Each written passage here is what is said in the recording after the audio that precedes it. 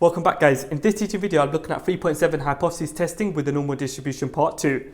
Let's start off with the key facts for this particular section. Normal approximation. So we've got a discrete distribution x which follows a binomial distribution with fixed sample size n and fixed probability p. We can approximate this to a continuous distribution y which follows a normal distribution with mean mu and variance sigma squared. This approximation is only valid if two conditions are satisfied. Number 1, if n is large, and number 2, if p is close to 0.5, where the mean mu is given by np and the standard deviation sigma is given by square root np multiplied by 1 minus p. Now, whenever we take a discrete distribution and we approximate it to a continuous distribution, we have to apply something called a continuity correction. So I'm going to be going through two exam style questions where I'll be doing hypothesis testing for a binomial distribution, but we're going to be taking that binomial distribution and we will be approximating it to a normal distribution. Here is exam style question 1. During a refurbishment, a new sandwich display was installed. Before the refurbishment, 40% of customers bought sandwiches. The shopkeeper claims that the proportion of customers buying sandwiches has now increased. Ladies and gents, the word increased is used. This indicates a one-tail test. We are testing for increase. He selects a random sample of 120 customers and finds that 31 of them have bought sandwiches. Use a suitable approximation. So we're going to be using a normal approximation and stating your hypothesis clearly. Test at the 10% significance level the shopkeepers claim. So I'm going to start by taking out the key facts from the question. So here are my key facts. The sample size n is equal to 120. We have 120 customers. The fixed probability p is equal to 40%, which is equivalent to 0.40. The lowercase x, the observed number of customers who buy sandwiches, is 31. SL, the significance level, is 10%. This is equivalent to 0.1. We're going to be applying a normal approximation within the question. And we know that the word increased is used, which indicates a one-tail test, and we're testing for increase. So that there's my scaffold. Let's put it all together, step by step. Step number 1, I need to define my random variable. So here is step number 1. Let capital X be the number of customers who bought sandwiches. That there is the end of step 1. Step number 2. X takes on a binomial distribution. We have sample size 120 and fixed probability 0.40. Okay, so that there is the end of step 2. Step number 3. Null hypothesis, alternative hypothesis. So for the null, we're assuming that p is equal to 0.40. We want to test for an increase in the proportion. So in H1, we write down p is greater than 0.40. That there completes step number 3. Step number 4.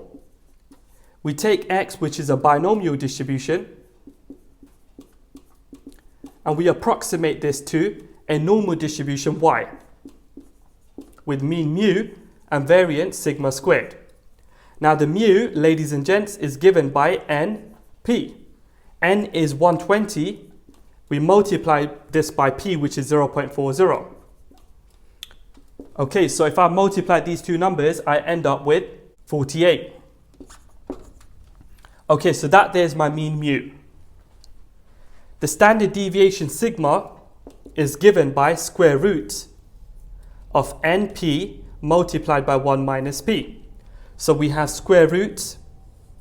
np was calculated, it is 48. And we multiply this by 1 minus 0.40. So we can put this into our calculator and we end up with square root of 28.8. Okay, so now I finished step number 4. I've taken my discrete distribution and I've approximated it to a continuous distribution. We've gone from a binomial to a normal. Okay, ladies and gents, let's move on to step number 5. So in step 5, we are going to calculate a probability. So the probability that x is, let's have a look. The inequality has to be consistent with the inequality in H1. So we've got greater than over here. So over here we put greater than, but with the equal as well. Over here we stick in the observed number of customers who bought sandwiches. So the observed number of customers is 31. We're trying to calculate this probability. But remember, because we're going from a discrete to a continuous distribution, we have to apply a continuity correction. So if I take this particular inequality and represent it on a diagram. So I've got a block. That block there represents 31. Okay? So I can shade in the whole block because it says equal 31. So I'm going to shade it in. So we're considering this whole block. And we must find the lower and upper bound. So the lower bound, ladies and gents, will be 30.5. And the upper bound will be 31.5. We have x is greater than or equal to 31. So the whole block is your equal to 31, and the greater than 31 is to the right of 31. So this whole part over here, we can shade it in. So we have that this probability is approximately the probability that y is greater than or equal to 30.5. That there, ladies and gents, is my continuity correction. Okay, so that there is the probability that we're trying to calculate. Let's represent this on a bell-shaped curve. So here is my bell-shaped curve. The bell-shaped curve is centered at the mean 48. So the mean is 48 at the center. We have that 30.5 is to the left-hand side of this mean. So it will be somewhere over here. We are trying to calculate the probability y is greater than or equal to 30.5. So that is this whole area to the right of 30.5.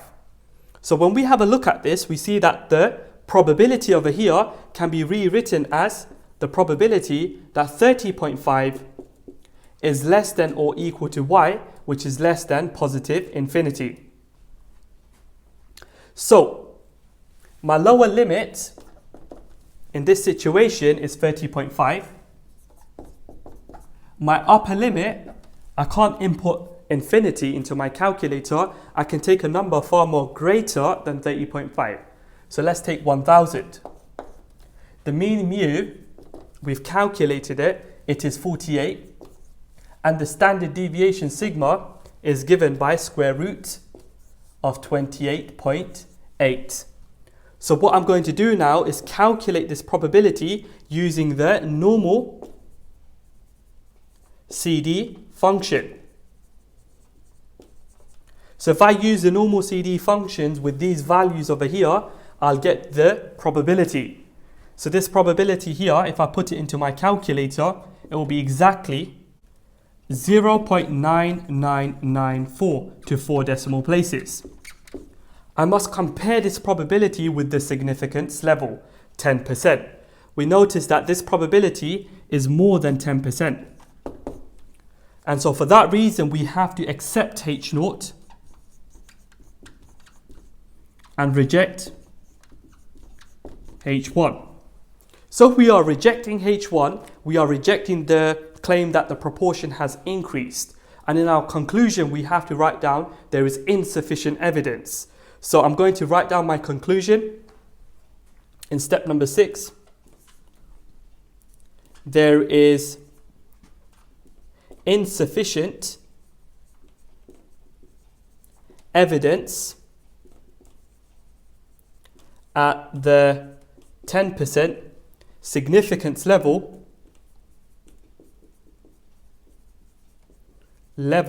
that we can complete the sentence by going back to the wording of the question. Proportion of customers buying sandwiches has now increased. That the proportion of customers buying sandwiches has increased. Okay, and that there is the end of my hypothesis testing. So quick summary, step number 1, define your random variable. Step number 2, write down the distribution of your random variable. Step number 3, write down your hypothesis, the null hypothesis, the alternative hypothesis. Step number 4, approximate your binomial distribution to a normal distribution. Step number 5, calculate your probability and compare it to the significance level. And finally, step number 6, write down your conclusion. Here is exam style question 2.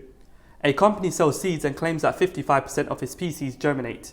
Given that 135 of the 220 pea seeds germinate, use a suitable approximation. Ladies and gents, we're going to use a normal approximation to test at the 5% significance level whether or not there has been a change. So the keyword change indicates a two-tailed test. We are testing for a change in the proportion of pea seeds that germinate. I'm going to start by extracting the key information from the question.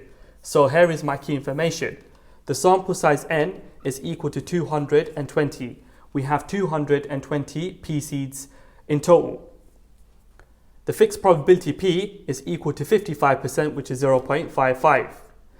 The lowercase x, the observed number of pea seeds that germinate, is 135. The significance level, ladies and gents, is 5%. But because we have a two-tailed test, we're going to halve the significance level. So divide it by 2, this gives you 2.5%, and ladies and gents, this is equivalent to 0.025. Okay, so we have the word change used. This indicates a two-tailed test, and we're going to be applying a normal approximation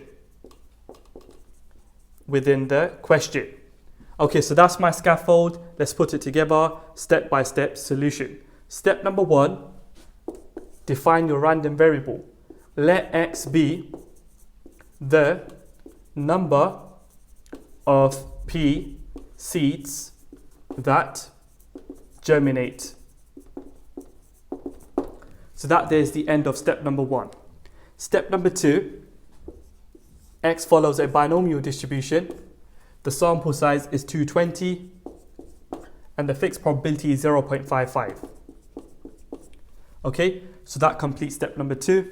Step number 3, we can write down our hypotheses, the null hypothesis and the alternative hypothesis. So we assume that p is 55%, 0.55. We are testing for a change in the proportion. So in H1, we have p is not equal to 0.55. That completes step number 3. Step number 4. So if p is not equal to 0.55, it could be less than or more than. So how do we determine the inequality within our probability? Well, what we have to do over here is calculate the expected value of the random variable x. This is given by NP. So we have 220 and we multiply this by 0.55. Okay, so if I multiply these two and I put this into my calculator, I get 121. Now, the observed number of pea seeds that germinate is equal to my lowercase x, which is 135. 135 is more than 121, the expected number of pea seeds that germinate.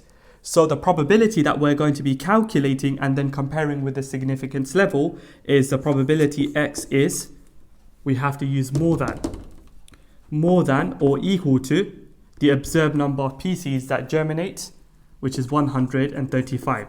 We're going to be calculating this probability, and once we've got this, we're going to be comparing it with the significance level. Okay, so that there completes step number 4. Let's move on to step number 5. So we've got x, which follows a binomial distribution. We want to approximate this to y, which follows a normal distribution. So mu is given by NP, so that essentially will be 121, and sigma is given by square root of NP multiplied by 1 minus P. So we have NP is 121. We take 121 and we multiply it by, in bracket, 1 minus 0.55.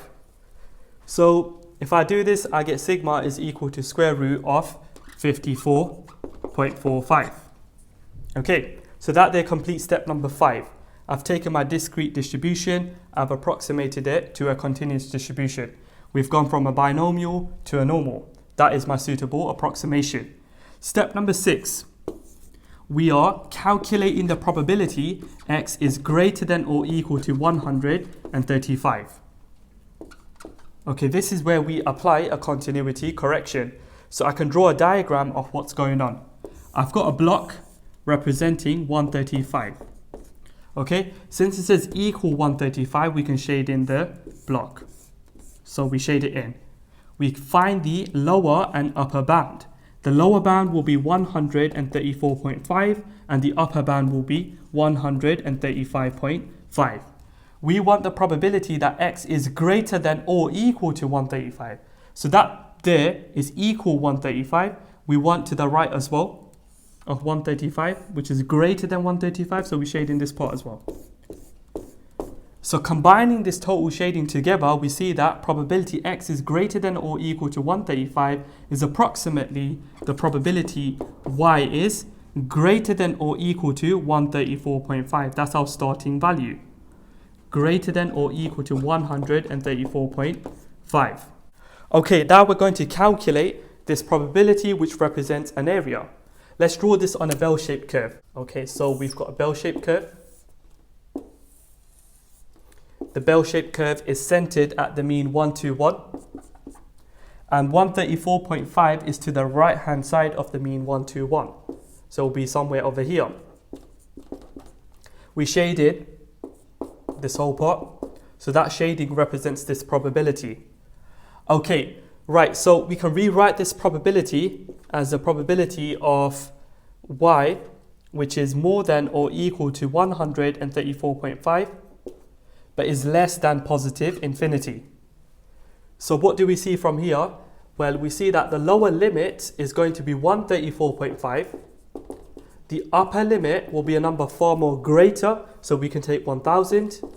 Remember, we cannot put an upper limit of positive infinity into our calculator. The mean is 121, and the standard deviation is square root of 54.45. So I'm going to be using these values and the normal CD function on my calculator to find this probability. So if I put this all into my calculator, I get that this probability is equal to 0.0337 to 4 decimal places.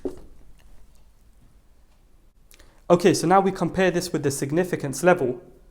So we're comparing it with 0.025. We notice that this probability is more than 0.025. And for this reason, we have to accept H0, but reject H1. So we are rejecting the claim that the proportion has changed. So in our conclusion, we write down there is insufficient evidence. Okay, so step number 7, there is insufficient evidence at the 5% significance level that, to complete the sentence, we just go back to the wording of the question. There has been a change in the proportion of pea seeds that germinate. That there has been a change in the proportion of pea seeds that germinate. The conclusion has to be in context. Okay, so that there completes exam style question 2. Let's summarize our steps. Now this was a two-tailed test, so we had an extra step involved. Anyway, step number 1, define your random variable. Step number 2, write down the distribution of your random variable. Step number 3, write down your hypotheses. Now in step number 4, because it was a two-tailed test, we had to work out the expected value of x, which is 121. Then the observed number of p seeds, which was 135, we had to compare it with the expected value.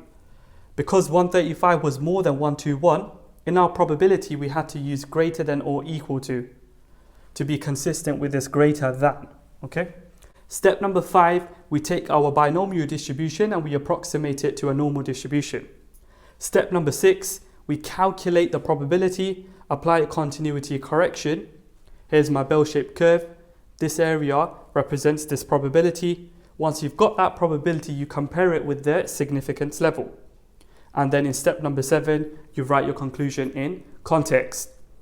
Okay, so that there, ladies and gents, completes this teaching video. If you found the video useful, please don't forget to leave a comment, leave a like, turn on the notification bell so that you receive notifications every time I upload teaching videos. And please don't forget to subscribe.